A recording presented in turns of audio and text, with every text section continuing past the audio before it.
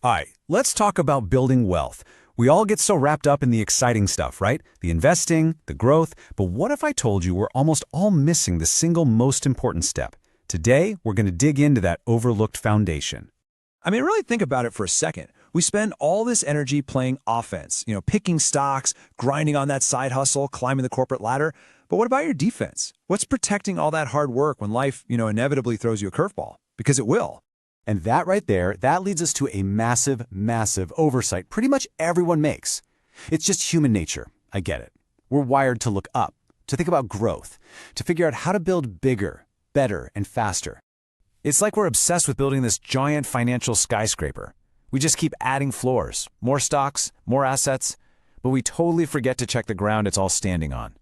And well, you know what happens to a skyscraper with a shaky foundation, right? It's just a disaster waiting to happen.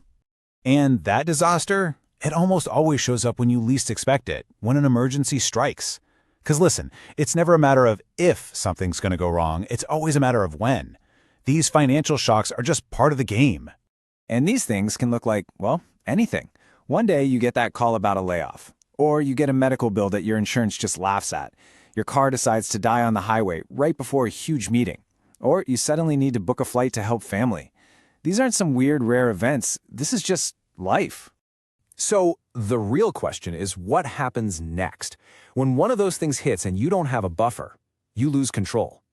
Instantly. Every single choice you make is suddenly driven by desperation and panic. You're not playing chess anymore, you're just scrambling to survive. And that is how the downward spiral starts. To plug the hole, you whip out the credit card and max it out. At what, 25% interest? You take out a personal loan. Or, and this is the worst, you're forced to sell your investments at the absolute bottom of the market. It's like a domino effect that can wipe out years of hard work in a matter of weeks. So, how do we stop this from ever happening? We build that foundation we've been talking about. We build an emergency fund. Okay, let's be super clear about what this is.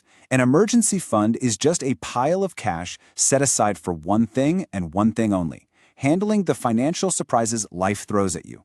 Its job is to be a shield. Its purpose is protection, not growth. This is not an investment. I'm going to say that again. It is not an investment.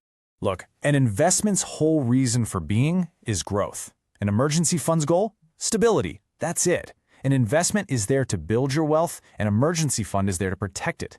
So with your investments, you're all about getting the best possible return over the long haul. But with your emergency fund, the number one priority is accessibility. Can you get that cash? Like today? They are two totally different tools for two completely different jobs. All right, so that's the why. You get it. Now, let's talk about the how. And the good news is, the blueprint for this is actually really simple. It all comes down to the 3 to 6 month rule. So what does that actually mean? Simple. Your target is to have enough cash saved up to cover 3 to 6 months of your essential living expenses. And by essential, I mean the absolute must-haves. Your rent or mortgage, your power bill, groceries, gas for the car, the stuff you absolutely cannot live without. Basically, enough cash to keep the lights on if your paychecks suddenly vanish. And here's the game plan. It's just 3 steps. Step 1, do the math. Figure out what that essential monthly number actually is for you. Step 2, open a separate high-yield savings account. This is key. Don't just dump it in your regular checking account where you can spend it. And step 3, automate it. Just set up an automatic transfer for every payday. Even if you start small, just get it moving. Let the system do the heavy lift. And let's just hammer this home one more time. Why a savings account? Because when that emergency hits, you need that money right now. Not in 3 to 5 business days after you sell some stocks and wait for the transfer. In a crisis, speed is everything. It's way more important than squeezing out a few extra percentage points of return. Okay, now for my favorite part. Let's talk about the biggest return on investment you get from this fund. And believe it or not, it has nothing to do with money. It's the psychological payoff. It's the incredible power of just peace of mind.